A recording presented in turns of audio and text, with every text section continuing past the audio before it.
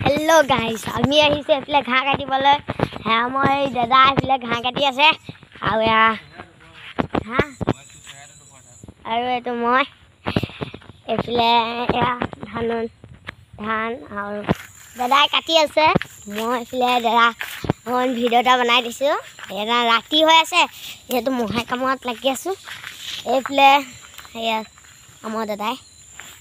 এফালে লাইট জ্বলি আছে আমি কাটি আছোঁ পুৰা মজা হলে মানুহবোৰ সোমাই আছে এয়া মোৰ চাইকেল পেলাই থৈ দিছোঁ মানে চাই লওক চাইকেলখন পেলাই থৈছোঁ মই মানে হেৰিটো লগা নাই হেৰি লগা নাই মই ঠিক এইটো ওচৰ ঘৰৰ এজন মানুহ এজন ওচৰতে আহক আপোনালোকক চিপছ বস্তুখিনি দেখুৱাওঁ তো এইফালে আমি গৈ আছোঁ সেই মানুহজনৰ ঘৰলৈ এয়া আহি পালোহি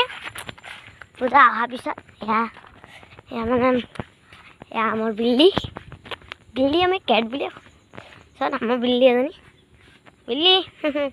এইফালে বিল্লি আৰু এয়া এইফালে আমি ইয়াত আছোঁ মই আমাৰ ঘৰ সেইটো এই আমাৰ ঘৰটো আপোনালোকক নেক্সট ভিডিঅ'ত আপোনালোকে দেখিয়ে থাকে যে দাদাই দেখুৱাই থাকে আপোনালোকক এইটো নিশ্চয় আমাৰ ঘৰ নহয় আমাৰ মানে বৰ্তাহঁতৰ নিজৰ বৰ্তাহঁতৰ ঘৰ আৰু এয়া ভোট এয়া কণ জলকীয়া পূৰা কণ জলকীয়া এটা খাই দেখুৱাম আপোনালোকক চাব খাই দেখুৱাম মস্ত বৰ বেয়া মানে এইফালে আৰু এয়া টেঙামৰা আপোনালোকে জানে নাই টেঙামৰা খাই পাইছে নাই ইয়াত টেঙামৰা তো দাদা ঘচকৈ কাটি আছে এইফালে ময়ো লগতে জাননীৰ মাজত সোমাই দিওঁ হওক ময়ো সোমাই দিলোঁ গাইছ পৰি গ'লোঁ সোমাই দিলোঁ